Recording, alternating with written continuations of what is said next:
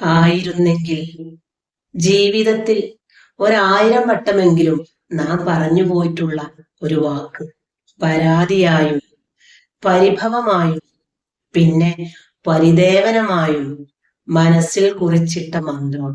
ആയിരുന്നെങ്കിലിന് അതിരുകളില്ല. കൂട്ടായി നമ്മുടെ കൂടെ കാണും അതെന്നും. ഓർമ്മ വെക്കുമ്പോൾ തുടങ്ങുന്ന ബന്ധം മുറിയുന്നത് ഓർമ്മകൾ വീണു പോകുമ്പോൾ. എപ്പോഴാണ് ആയിരുന്നെങ്കിൽ നമ്മുടെ കൂടെ കൂടുന്നത്? ചെറുപ്പത്തിൽ വള്ളി പോയ വള്ളി ട്രൗസറും ഇട്ട് നടക്കുന്ന കാലം. നേരം വെളുത്താൽ എണീക്കണം, പല്ല് തേക്കണം, കുളിക്കണം, പിന്നെ സ്കൂളിൽ പോകണം. അകത്തെ മുറിയിൽ അപ്പോഴും മുത്തശ്ശി മൂടിപ്പുതച്ചുറങ്ങുകയാണ്.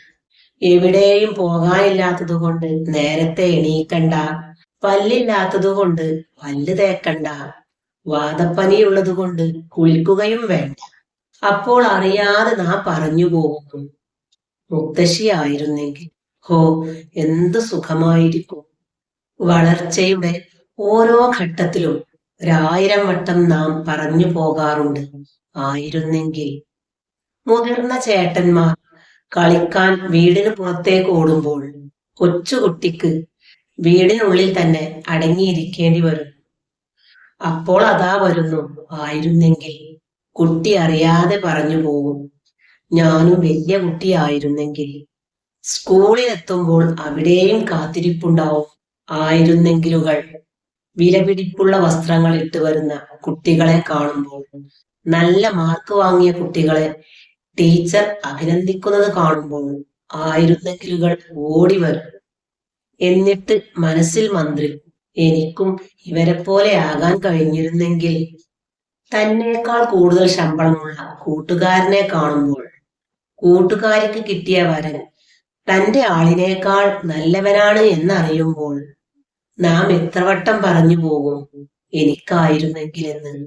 ബന്ധുവിന്റെ മകനാണ് എൻട്രൻസിൽ റാങ്ക് എന്നറിയുമ്പോൾ അവന്റെ കൂടെ പഠിച്ച തന്റെ കുട്ടിയെ ഓർത്ത് ആരായാലും പറയില്ലേ, ആ റാങ്ക് തന്റെ മകനായിരുന്നെങ്കിൽ എന്ന്. നല്ല ജോലി, ഉയർന്ന ശമ്പളം, ആഡംബര വീട്, സുന്ദരിയായ ഭാര്യ, വിലപിടിപ്പുള്ള കാറ്. ആരെയാണ് ഇതൊക്കെ കൊതിപ്പിക്കാത്തത്? ഓരോ കൊതിക്ക് പിന്നിലുമുണ്ട് ഓരോ ആയിരുന്നെങ്കിൽ. വാർദ്ധക്യത്തിലാണ് ആയിരുന്നെങ്കിലുകളുടെ അറബിക്കടൽ ആർത്തലച്ചു വരിക. വയസ്സുകാലം ഫ്ലാഷ് ബാക്കുകളുടെ കൂടി കാലമാണല്ലോ. എന്നാൽ അപ്പോൾ നമ്മെ തേടി വരുന്ന ആയിരുന്നെങ്കിലുകളുടെ ചേലും കോലവും പറ്റെ മാറിയിട്ടുണ്ടാവും. അവയെ നമുക്ക് മൊത്തത്തിൽ സെന്റികളെന്ന് വിളിക്കാം. പഠിക്കുന്ന കാലത്ത് നല്ലപോലെ പഠിച്ചിരുന്നെങ്കിൽ ഇതിലും നല്ലൊരു ജോലി കിട്ടുമായിരുന്നു. അച്ഛനുണ്ടായിരുന്നെങ്കിൽ നല്ല ട്രീറ്റ്മെന്റ് കൊടുക്കാമായിരുന്നു. അമ്മയുള്ള കാലത്ത് അമ്മയെ കുറച്ചുകൂടി ശ്രദ്ധിക്കാമായിരുന്നു.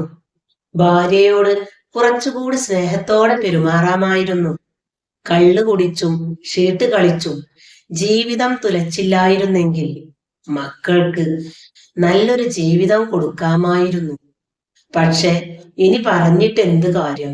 പരീക്ഷ കഴിഞ്ഞ് പുറത്തിറങ്ങിയപ്പോൾ ഉത്തരങ്ങൾ ഓർമ്മ വന്ന വിദ്യാർത്ഥിയെ പോലെ, കോടതി പിരിഞ്ഞപ്പോൾ ലോ പോയിന്റ് പിടികിട്ടിയ വക്കീലിനെ പോലെ ഇനി അന്തിച്ചു നിൽക്കുക തന്നെ.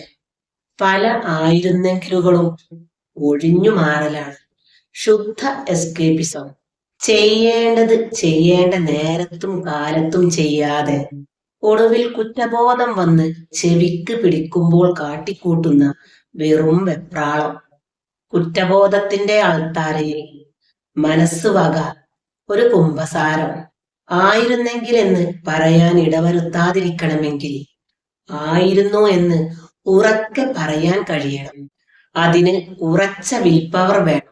അത് വേണ്ടിടത്ത് ഉപയോഗിക്കാനുള്ള ആർജവം വേണം. ആയുസ്സുള്ള കാലത്ത് അച്ഛനെ തിരിഞ്ഞു നോക്കാതെ മരിച്ചു കഴിഞ്ഞിട്ട് കണ്ണീർ വാർക്കുന്നത് ലളിതമായ ഭാഷയിൽ പറഞ്ഞാൽ ലക്ഷണമൊത്ത ഹിപ്പോക്രസിയാണ്. മനുഷ്യ ജീവിതത്തിൽ ഓരോന്നിനും ഓരോ കാലമുണ്ട്. പഠിക്കുന്ന കാലത്ത് പഠിക്കണം, നല്ല ജോലിക്കു വേണ്ടി കഠിനമായി പരിശ്രമിക്കണം, ഭാര്യയ്ക്ക് സ്നേഹവും മക്കൾക്ക് വാത്സല്യവും കൊടുക്കേണ്ട സമയത്ത് കൊടുക്കണം. പ്രായമായ മാതാപിതാക്കളെ സംരക്ഷിക്കേണ്ടതും ശുശ്രൂഷിക്കേണ്ടതും അവർ മരിച്ചിട്ടല്ല, ജീവിച്ചിരിക്കുമ്പോഴാണ്.